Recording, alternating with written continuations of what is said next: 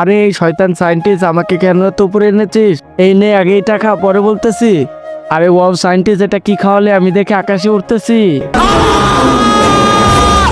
আরে চিন্টু, ওই সায়েন্টিস্ট, তোর একটা কাজ আছে, আমার সঙ্গে চল। আরে এই সায়েন্টিস্ট, এই লকারটা তোমাকে খুলতে হবে। আচ্ছা ঠিক আছে, এক্ষুনি খুলে দিতেছি, কিন্তু একটা সমস্যা আছে, এইটা তো আওয়াজ ছাড়া খুলে না, আর যার আওয়াজ দিব সে তো মরে গেছে। আরে কোনো সমস্যা নেই,